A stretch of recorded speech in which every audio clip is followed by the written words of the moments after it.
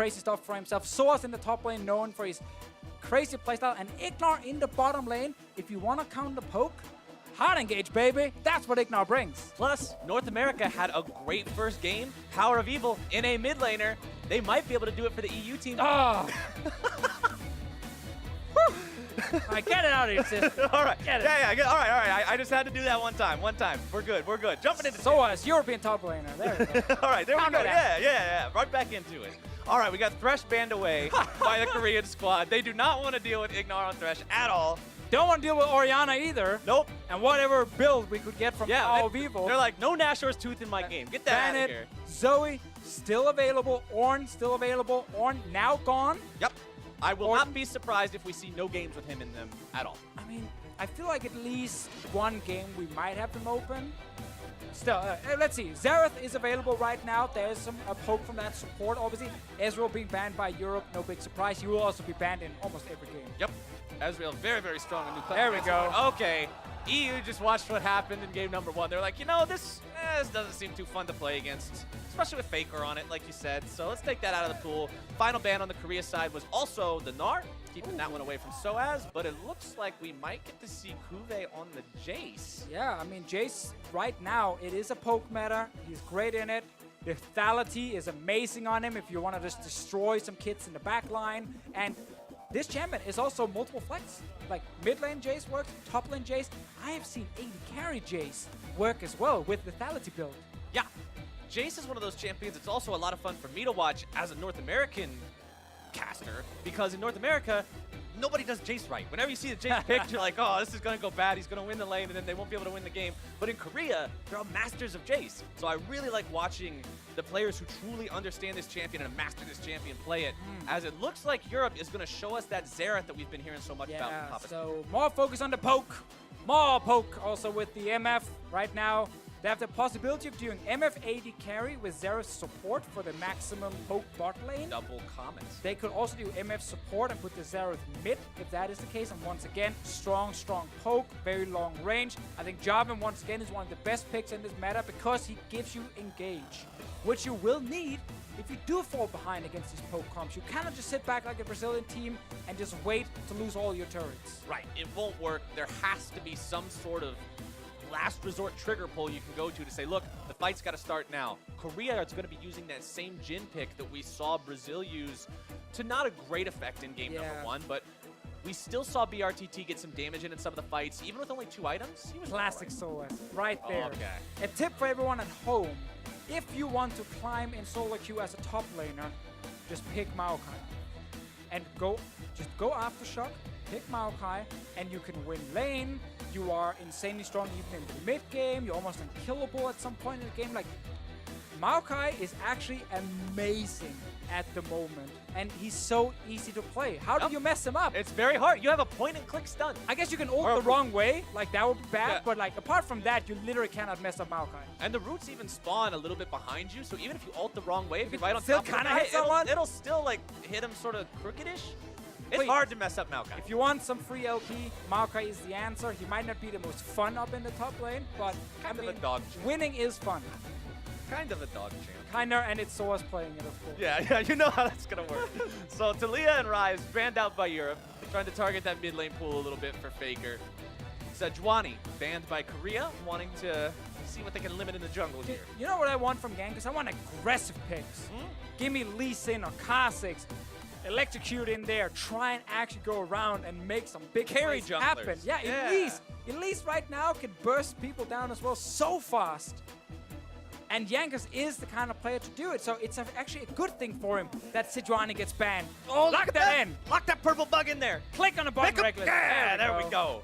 That's what I want to see too, because Jankos, you're looking at the one guy on this European All-Star team that didn't go to, that wasn't on one of the 3 teams that went to Worlds. Yeah, right? You got 2 players from Fnatic, 2 from Misfits, and Jankos from H2K. I talked to him before the game. He promised me he's been spending every moment since the season ended for him practicing just for All-Star. Predicted he was going to get voted in. Now he's here. He didn't actually say all these things. I kind of made it up. But you just ruined the entire I know, but I suddenly feel bad for him because now I made it sound cocky that he already knew he was going to All-Star, and that wasn't the intention. Anyway, No excuse from Jankos, no burnout. He's been having 3 months to get ready for this one game against Korea, because that's all that matters. You gotta beat Korea. This is the Korea that if you beat it, you can say, I beat that Korean team. The Korean super team. This is probably one of the greatest amalgamations of Korean talent you will ever see in League of Legends on the same team on Summoner's Rift. Yes, sir. Sadly, we get a top Kenshin. Yeah, there's going to be top Kenshin every game. We wanted to see games that were high octane, high energy, and in your face. Oh, and we get the Kench off the bench every game. But okay, we get Blitzcrank, so maybe we can see something. If you pulled him away from the Tom Kench, they can't save him. That's true. Yep. But what I actually wanted to see was Xerath support, MF80 carry, just pick another mid laner, and then you had like a sick poke lane against Tom Kench, and you can try and do that against him. Now, I love Blitzcrank from Ignore. Absolutely love it. Aftershock is super, super strong as well, so it can work. But again, there's Tom Kench on the other side, and it's gonna make it so difficult. Well, let's see what he can do on this, because I remember watching him play Blitzcrank at Worlds and just being blown away by some of the things this guy was able to do with this champion. I hope to get to see a little bit more of that here today, and I hope for some level 1 cheese is what I hope for. Oh yeah, we can definitely get that, and we need roaming from him as well. There's a lot of movement speed runes you can take if you want. I also want to see what he picks for the laning phase, because Dematerializer for the lane Dematerializer can actually do work. It's such a meme. It can give you early level 2. We'll talk about in-game if it's there. And then you can try and use that to actually get ahead in the lane. But again, Tom Kench Devour. I want to see Summoner Spellbook, and he starts with Smite and steals the enemy buff at level 1. Okay, that is kind of cool as well. I want to see a lot of things from this Blitzcrank, actually. I want to see a lot of roaming. I want to see fun runes. All right, let's hope that we get something really cool from him then.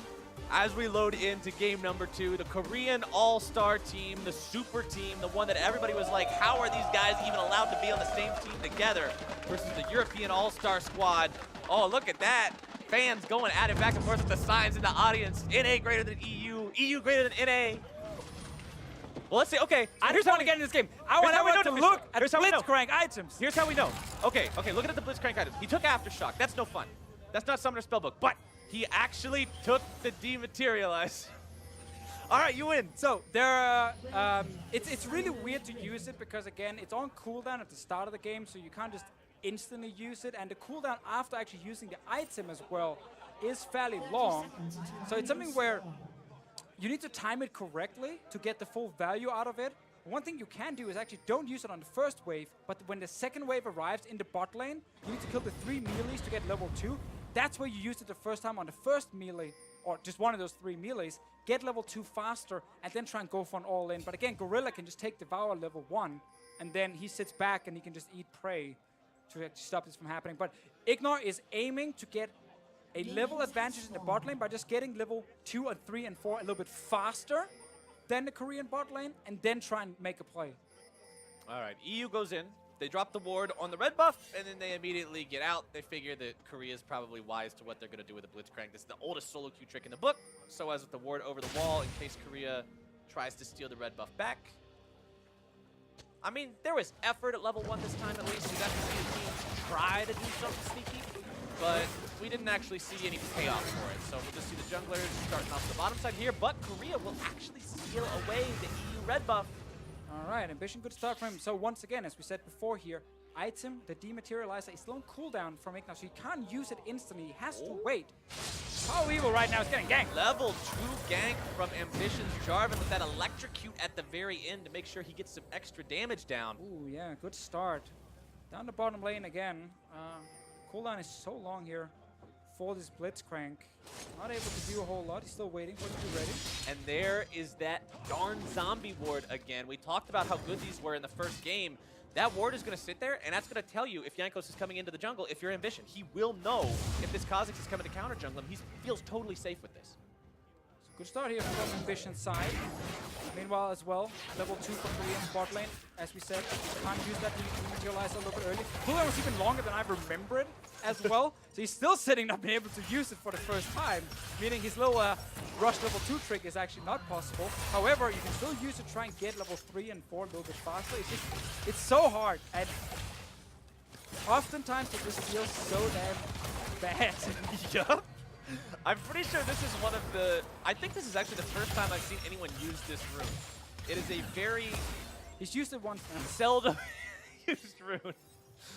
Simply because it's so limited in most of its applications. Blitzcrank's one of the few champions that feels like they could really get something out of it, you know? So I want to see this pay off for Ignar. I want to see him be this mastermind. Oh, Yankos. Oh, that's Faker. That was really brave, but bottom side, it's Gorilla gobbling up Prey to see. All right, so ignore the runes right now in Ignore. Instead, he just lands the hook onto Prey. Good poke coming in from Reckless as well. That is important down in that bottom lane. Also, another thing is, if you want to move forward as Blitzcrank and they're hiding behind a minion and want to use their dematerialize on the minion to kind of surprise them, it doesn't really work either because it takes a little bit of time before the minion actually dies. They can still kind of dodge to the side. So far, I must admit, my own research on this made it sound way cooler than it actually was. There's a reason why I was doubtful of you. Seeing it for the first time, the fact you can't use it to rush for level 2 kind of means it's really lost a lot of value. Because, okay, when I first heard about Minion Dematerializer, I figured it would kind of be like some of the cheese you see people do with Blitzcrank in bottom lane in solo queue games when they're tilted, where they take Smite on Blitzcrank and Smite creep and immediately pull But through it takes time before it kills the minion. You use it on it, and the opponent sees the thing. It's like, oh, I should step out of the way. Soaz should have stepped out of the way of some of that damage, and Uwe's almost able to find him. But Soaz stays alive. Oh, okay, starts to recall behind the tower as well because Cuvee is out of mana. Cuvee might try and interrupt it. I want to say, you know, I don't even care. Yeah, I feel like he can interrupt. I don't even think he had enough mana for the shock blast. Oh, I think just towards the end maybe could have tried. But again, we're talking tiny amount of mana right there. Meanwhile, bottom lane, Ignore. Funny enough, still level 3 in his Blitzcrank. Not getting hit by any means. Used 2 stacks so far. Third one's ready to go. It's off cooldown. I don't know exactly what this thing is. Dude, in my head, it sounded so cool. It's a 10-second cooldown in between uses. I know. But it's more the fact it's on cooldown. You can start for so long. Yeah, I totally get what you're saying on that one. It feels pretty bad. Maybe bad. Maybe that's the buff it needs. Use it at level 2 for cheese. I actually think that could make it really good.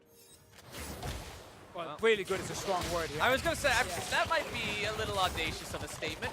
That could make it somewhat viable. It could make it less bad. Okay, all right. I think that's fair language. Oh, Ambition right here, realizing he has no control in the bottom lane. It's all EU territory right now with those wards. Ignore forcing him away as well. Yankos, no flash. You gotta remember that. Is fearless here. Just really not worried. Walks into the brush, gets himself out in time. I feel like if he's fearless, he stays in and takes the fight. Well, jumped out. No, I mean he jumped out after he knew there was danger. Oh, you mean when he face checked the bush. Doesn't care if there's danger or not. If there is, he can leave. I said fearless. He's not dumb. Fair enough. Top lane, I like the study from Cuvee. He's like, yeah, Maokai healing, kind of annoying to deal with. Execution was calling insta me. I'm gonna be so annoying up in this lane here. This is a Korean Jace who wants to split push and take down that tower as fast as possible and then start moving around the map and just sniping squishy players. Soaz trying to go in there, find some damage onto him, but so hard to win a trade against Jace as anything. Well, also Soaz is not specking for the lane here with his runes. Spellbook on the Maokai. This is what we said before Champ Select. This European team, there's innovation. There are people trying a lot of different funny things. So he will sit right now with TP. Gotta see what he changes to later. That's what I was about to ask, is I'm struggling to figure out which summoner spell you would want instead of TP Flash on Maokai. Is he just taking it for cooldown? I think so, because reduce cooldown on TP, go bot lane more often, feed Reckless more often. It's a classic Fnatic strategy. It's been done all year. Yeah, Soaz is the top laner of Fnatic who's used to going bot lane to feed Reckless. Less cooldown, go bot lane more often, get more kills. I see it. We may not even see him change the summoner spells at all. He may just read from the same page of the spell book all game long. He can just read it faster. And if it's a great page, you can keep rereading it. Yankos farming up his own Raptors, walking away now. Ambition already level 6. Yankos not level 6 in the Cosmos yet. No evolution. Let's also see here with the top lane, we have a Mausar coming, we have a Jarvan coming. Soaz putting up a good fight here against Cuvee. Oh man, the Korean team's looking for blood on this one. Ambition goes through. Oh! Soaz! That's not a dog champ, baby! First blood over to EU! Telling you guys, Maokai top lane, man. Free LP right there. Just go for it. Swords with the big plays.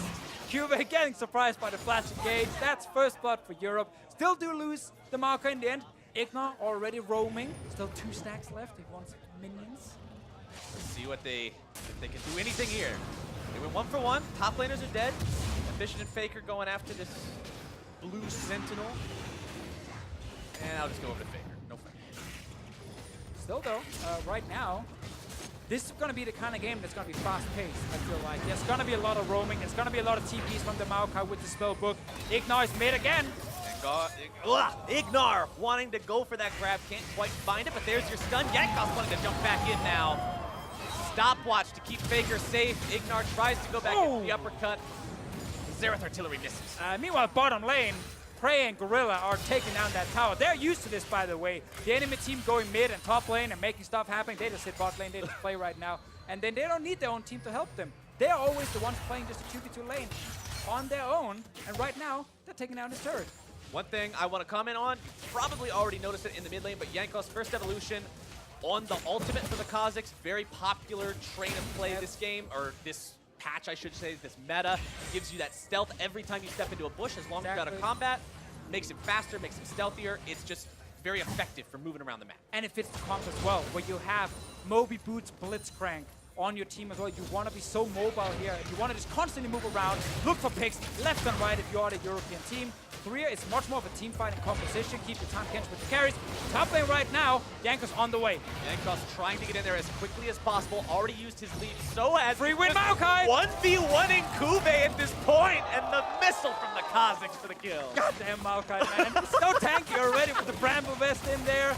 Bot lane tower will go down. Rekt is forced to flash away. Can he stay alive? All right, Gorilla and Prey trying to find these shots. One hit, second and third miss. Reckless still trying to get himself out of this one. Ambition looking for the dunk, able to find it onto Ignar, but he gets himself out.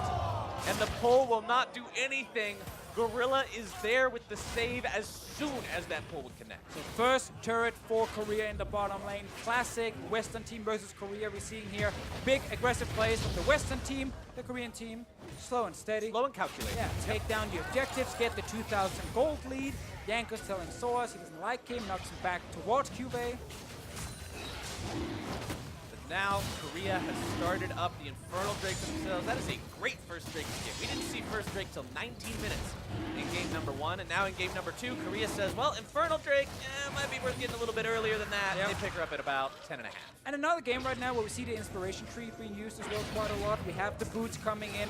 Of course, Yankov's top lane again. Yankov's going for another play onto Kuve here, seeing if maybe he's got the damage for this one. Kuve running in the river, indicating he's got help nearby. EU calls it off. But again, a lot of magical boots right now, a lot of biscuits as well here around the map. Very good for the early lane phase. And a lot of teams are speccing for early game to try and get that advantage, especially with poke comps. This is what we see top lane. QA effectively deals almost no damage to Soas right now and actually takes some damage in return. And the Maokai base damage is actually pretty high. And you can see that right here because it does enough damage to let Yankovs get the kill by just Qing and Wing the Jace. Kuve, for somebody who drafted a champion that's designed to win lane and bully his opponent, and he's got the Executioner's calling for the split push situation like you were talking about, Soaz is just not having any of it. He's willing to fight this guy all the way to the death. I love that. He doesn't care right now. Rekt is on the way with a lane swap here. All right, Soaz trying to make the move, gets the knockback. There comes your MF ulti. Down! They get the kill yet again. 3 deaths for Kuve. And that tower is very low up here in the top lane, but meanwhile bot lane we have Prey and Gorilla pushing. They're moving towards mid lane. Power Weevil needs to be careful now. He's already recalling. Or he might actually get caught out. Oh, stun onto Ambition. Throws some damage down onto himself. Yankov's looking to provide the damage, but now the bug gets squished. Faker grabbing his first kill, his second kill, excuse me, in the game. Sosa TP to mid as well while Rekt is taking that tower. Europe here trying to defend the mid lane turret. Korea sieging with 4 members. This is going to be a hard push to stop. Kill the minions. Xerath ulti onto the minion line to just try to buy some time. You will also find its way into there. That Arcana Pulse. Nice pull from Ignar, but it's on the Gorilla. Stun comes through. Prey with some counterattack damage. A couple blows traded back and forth, but it doesn't really do anything. There's still 1 stack left on the dematerializing formation outside. What is that was so useless. Yeah, it hasn't done anything. It was so useless. Like, might as well just gone, okay, I don't want my rune. I'll just do something else with it. I love that he's trying. Right. And he's that's giving it a the thing shot. About All-Star here, you don't have to pick troll things. like Blitzcrank is a good pick for him. It's a serious pick, and you are allowed to try some of the new runes and see if you can make it work. Sadly for him, this game, not the case. Soaz just won the Maokai. That was one of the most disrespectful walk-bys I ever saw. The Jace is standing right there. He's like, hey, I need you to get out of my way. I gotta catch up with this wave. I love it. Soaz just playing the way we want to see Soaz play. And like you said, All-Stars, this is a great event to have new runes be played on. Yeah, exactly. Because it lets players experiment. Oh, let's see what happens here. Oh. Okay, so what I was talking about with Soaz and his disrespect, I feel like it's actually going to come back and bite him a little bit He's here. done this before, though. Fires off the ulti, trying to stay alive. Jankos comes around and he says, all right, I'll see you later. Adios. All right, so Kube gets his first kill. That's good for him. Important. He's died 3 times already. Been definitely the target right now up in that top lane. Meanwhile, bot lane has been perfectly fine for Prey and Gorilla. Now Faker as well mid, 145 CS, 2 kills. Not a bad player either, so I guess it's okay that your mid laner is getting all these kills if you are the Korean lineup. Not the worst guy to have all the money on. And talking about the money, I mean, the game's 3-3 in kills, 1-1 in turrets. There's an extra Drake on the side of Korea, but that's only worth 25 gold. But they're still up almost 2K just because the advantages they've built in terms of farm. Look at literally every single role except for AD carry. And again, we talked about a European lineup is like going to be super crazy about roaming around and trying to like force plays with the Kha'Zix evolving R with as well the Blitzcrank, and it's not been that successful for them yet. They need to keep finding these targets who are alone, like Cube down the bottom lane. Let's see if they can get him again here. Ignar coming out of the brush, looking to get that knock up. First Xerath ulti's not going to connect, but they got the rest of the damage easy peasy. Ambition able to get the dunk down onto Jankos. There's your return kill. It's a 1-for-1. Good reaction right once again here by Tom Kench, and Ignar is now behind enemy lines. This is not going to be a 1-for-1 for long. Ignar just kind of thrown under the bus here. They give that one over to Ambition. Tom Kench knows he's not needed. We've really seen so far, though, that Tom Kench needs to be considered as a phase 2 ban. Yep. Especially if you want to play things like Blitzcrank and these like roaming conflict, very aggressive. Mid lane, yeah, that doesn't work either. Nope. Tom Kench. That was a flash W from Source. Obviously, you can use a bit more with the slowpoke. Reducing that cooldown on it. Cube is actually joining. Wants to get some damage onto this back line. Power of Evil, such a long-range champion on this Xerath. The definition of an artillery pick.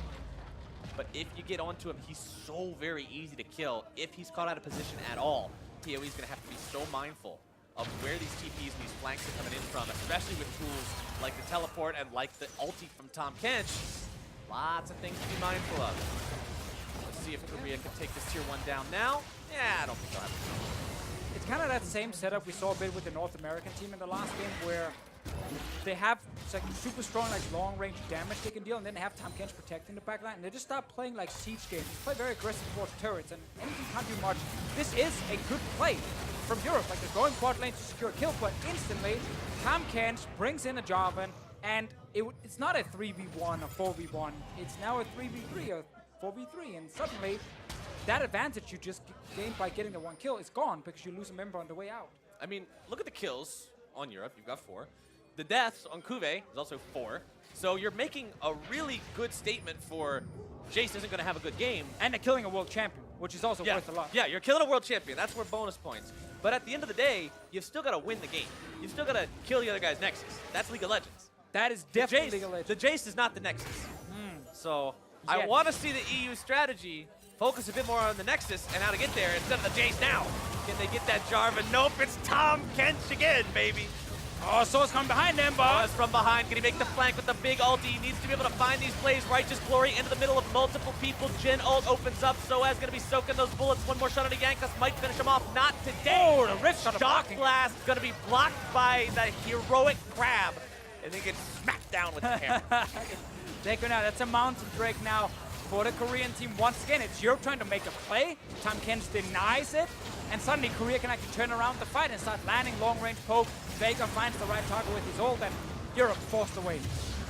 Even though nobody died in the fight, Europe was on the losing end of it. Their jungler's got 200 HP. You give the objective away, and the Korean advantage, no matter how close the game might seem, is getting more and more insurmountable. 4,000 gold, 17 and a half minutes in. That's not a small thing to have to overcome. It's nothing. Doesn't matter. You gotta have faith, right? You gotta believe. Wait for the next big play. Turns it all around. Europe is basically waiting for Baron to spawn, and then they start creating the picks. Okay. 'Cause then you can take Baron. It is a smart strategy called do nothing for 20 minutes. Because there's nothing to fight for. Because there's no Baron anyway. Okay. Soaz caught out. A lot of damage onto him. That's why you don't try to do anything. Yeah, because as soon as you try to do something, you're going to get caught out by a Malzahar ult. Korea just kills you. Like that. So the less stuff you try to do, the less stuff you're going to get punished for. And then you wait for Baron and you punish them. Common sense, honestly. Sadly, League of Legends 101. for Europe right now, they're down to the 5k goal. You have 4k before. I raised 5k in this case. And they kind of lost the map completely as well. There's a lot of blue wards. And when you play, Kha'Zix and Blitzcrank, you really want to find some, empty spaces on the map where they don't some actually dark see you. pockets there. Yeah, just a few at least, so you can hide and hook them over the wall. This Blitzcrank so far, it's been a little bit lackluster, we have to say. He has used all the dematerializer stacks. Finally, he's used them. Bonus damage against the minions. Utilize it. That's what's going to break this game wide open to Fishy. I will say also, one of the reasons it looked even worse than normal in this game was because there's a ton of Kench on the other side and they weren't winning early laning phase. So when you have to use it like when you're already pushing your own turret, it really doesn't do anything for you. If you can actually play very aggressive and you can kind of control the lane, you can use it to get a quick level up. If you need 1 minion for the next level, you can use it there. Quickly you get early level, a few seconds earlier, and you can try and use that to make, and engage a play in bot lane. It requires you, however, to actually be winning the lane, or at least have control in lane. Not the case here. Yeah, never really happened for EU so far. Once again, this game, even though you're not seeing the same picks as last time, you don't see the Varus along with the MF instead, it's still lethality stacking. It's still Ghostblade, Duskblade for both of these guys. It's all about penetrating those low armor values that are so prevalent right now. I mean, look at the Jarvan itemization. You got Cinderhulk, you got a Spectre's Cowl. Look at over on Kha'Zix, Warrior into Black Cleaver. There's no armor here. There's nothing that's going to stop that damage from ringing true. And if Misfortune can land a big ulti, maybe that's the EU win condition. I mean, it's always something to look for, especially in the mid game where her ulti really shines against these targets. Yeah, late game it gets harder and harder to use MF ult properly. People are a bit more tanky. There are things like Locket and Redemption that's gonna suddenly put a lot of HP back on the side of Korea, and they tend to also coordinate better in late game fights, saying there's an MF ulting, here's a Jarvan in your face, here's a Flash Malza ulti, there's a Rift Hell in the mid game. Yeah, there's a Rift Herald onto your turret, taking off half the HP instantly. Another big swing of the claws to take it a little bit below that. Korea is putting on the pressure to Fiscio. What does EU do? Baron is alive. They are engaging. All right, now we're going to go in. Soaz looking to start things off. They're going to be able to find some damage, but the Kench there with the save. Gorilla again on the mark.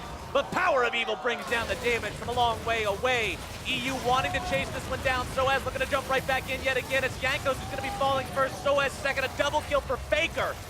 Frey opens up, looking for even more. A double kill for PoE now.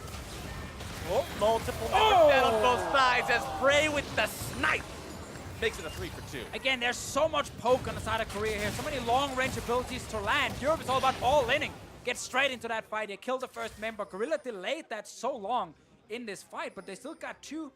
Ended up losing 3 on the way out, so not actually anything Europe could really use. In this case, they can't push anything, they can't get anything in return. Let's see the engage here again. Like, so it's saying, we gotta fight, engage on the first target. Obviously, Gorilla is here to stop Ambition from dying instantly, but that's MF ult used as well now. And Faker's full HP at this point. Prey is able to get out of the fight despite being low and in the front first, and then he can charge up that ulti. And then you have this long-range damage is coming in, and the rest of Europe is gotta run away. He hits all 4 shots onto Ignar here. And he saves it. He saves the last one. He saves it. And then it comes up. Is a target. Beautiful play. That's the 2018 sequel to American Sniper. Korean Sniper, starring Korean Prey. right there. Dialing those shots in. Total damage dealt to champions in the last fight. It's all about the 80 carries, baby. Definitely not about the junglers, right? No, no, no. 94 and 373. 300. Neither one of them caught up to Blitzcrank. The two of them together barely beat Blitzcrank. Who needs damage from junglers anyway? Yeah, it's not like you pick Kha'Zix and Jarvan. But it's all about the poke. It's all about what the Xerath can do, what the Malzahar can do, and what those 80 carries can do. Reckless actually the highest damaging character in that last fight.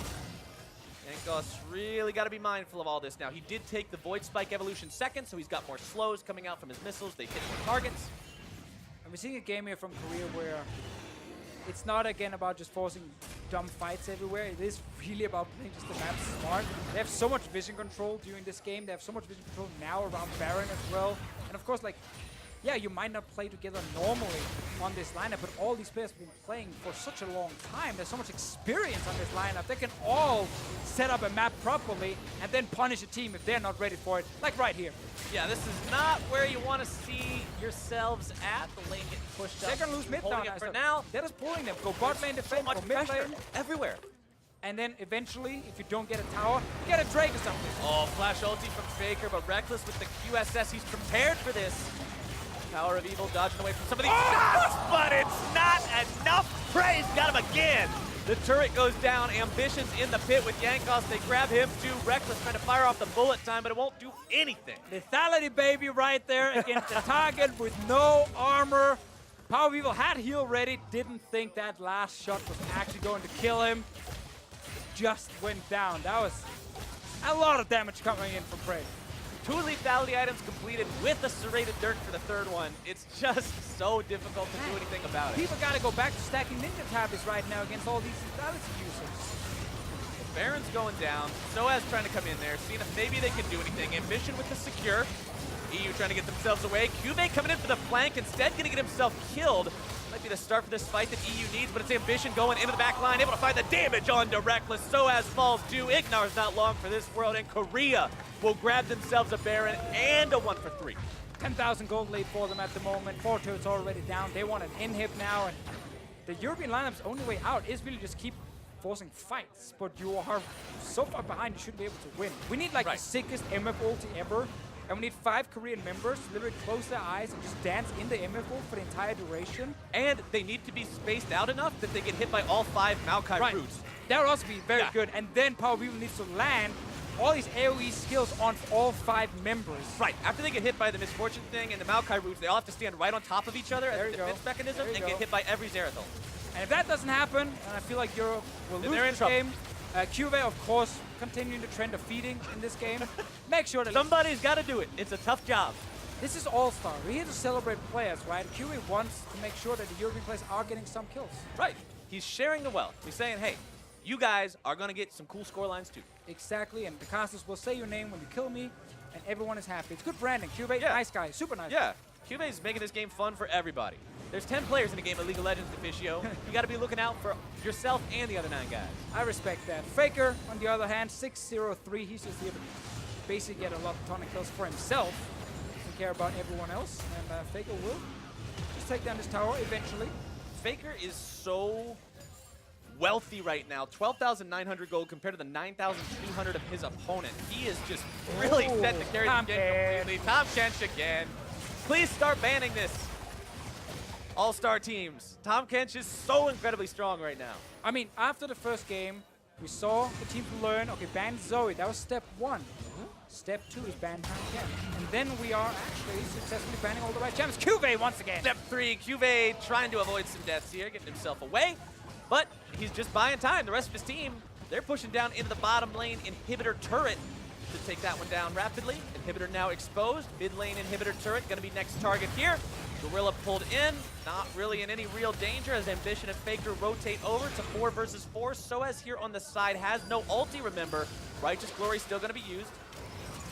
And as Thor's actually, he swapped over to Barrier right now. Not using TP at the moment, just wants to be a little bit more tanky for himself on this Maokai.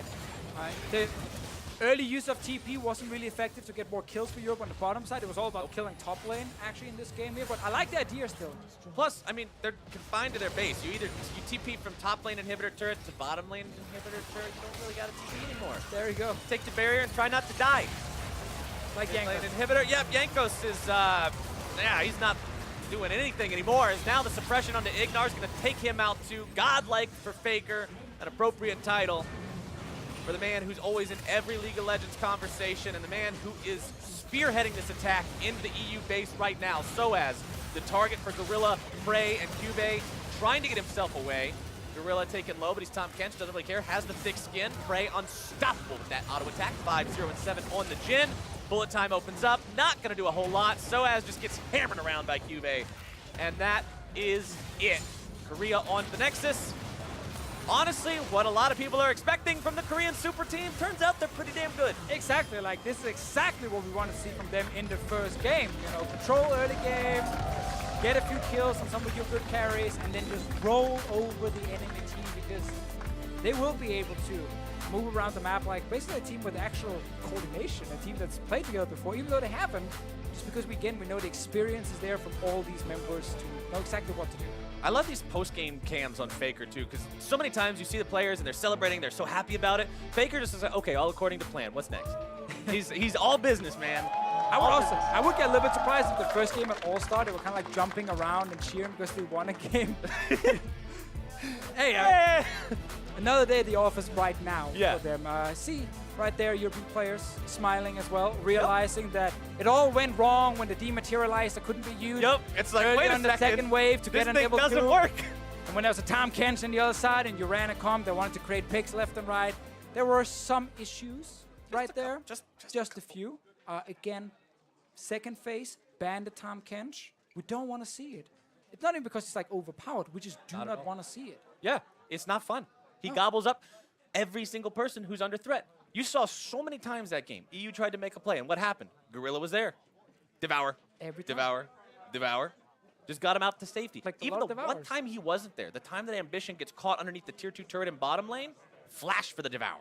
Well, right here, this replay, he wasn't there.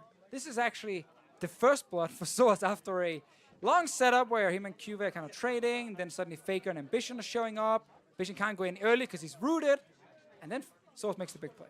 Soaz making the big plays, constantly trying to flex on QV that entire game. We talked about the Maokai and the Jace matchup. We talked about how sometimes those matchups don't feel very good because playing into Jace is kind of anything, doesn't feel very good. Yeah, but true. Soaz was not one of the guys to sit there and take that lightly. He was a guy who was looking to force those fights. And he didn't even go like Aftershock for a little bit extra damage, a little bit extra tankiness. No, Spellbook, less cooldown on these summoner spells. Again, the whole idea made sense. TP bot, snowball around the Blitzcrank, you know, roll over Korea. Right. Sadly, typically when you have that plan of rolling over the Korean team, it doesn't. No, it's that third step. See, I'm following you up through step 2. I think step 1 through step 2 sounds great, but it's that step 3. Don't worry. Well, I mean, this was, again, a lane swap from the European team. QA, as we talked about, was so nice in this game, you know, giving a lot of kills over here to the European team, and classic lane swap from a Fnatic duo.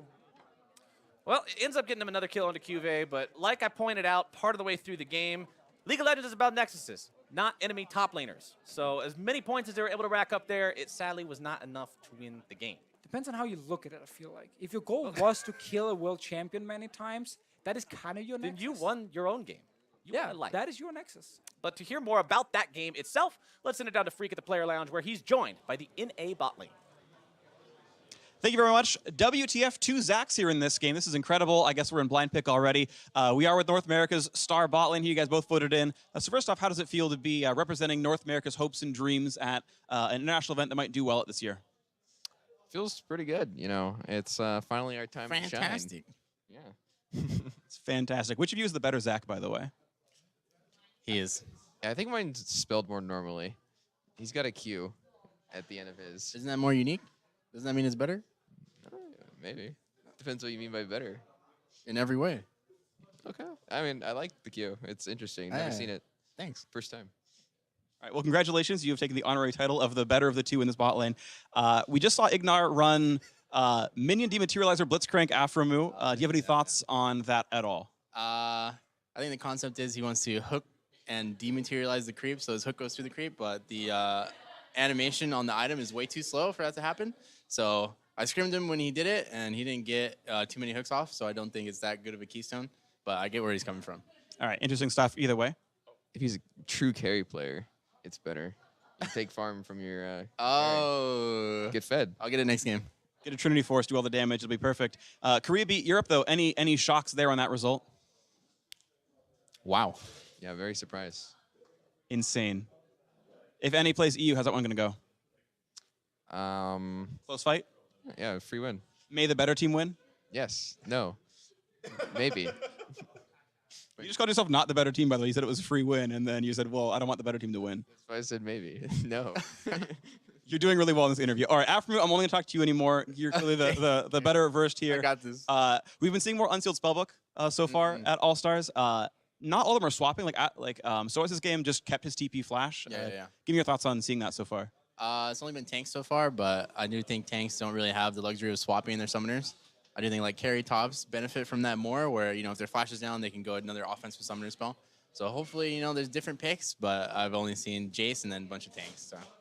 Hopefully do see more things come out here. We have also seen the metagame be a lot more poke-based. We're seeing like tons of Comet, tons of Mana Flow Band. Is this like people reacting to Runes Reforged, do you think? Like we saw you play Varus with the Tom Kench down here in the bot lane, for example. Are we going to see this differentiate some more, or are we going to see more poke and pro play for a while? Probably poke till something changes about the runes, because precision kind of just gets pushed out for the most part against sorcery. Same as domination. That one's not really like a laning rune. So you just kind of like get all of your health drained by the comets flying at you all the time. Like that's why I just permaban MF right now in solo queue. She just presses E, I get hit by a comet, like she goes Doran's during level 1. I'm at 0 health from basically nothing. So I think it'll be the meta for a bit until something changes around it. Any further thoughts from you? Nope, he said it right. Yeah, that's all you gotta say, man. All right, the final question for you guys. The North American All-Star team is 4/6 of the next year TSM squad, and you guys, I noticed in your previous game you got left out to dry. There were like no ganks for you for a while. Like, are they ignoring you? Is Bjergsen and Co just like only playing topside? I mean, we did our best to be wards that game, but hopefully next game, they'll get some love. Yeah, we actually have separate comms channels, so it's just me and Afro, and then them 4. They're just getting TSM over and over again and just, bro after every sentence. Well, anyway, gentlemen, thank you very much for your insight. We'll be seeing you in about 2 games, and you're playing up against the Chinese All-Star squad. That'll be a whole bunch of fun. Good luck to all that. For now, we're going to head into a commercial break. We'll be back with the next game.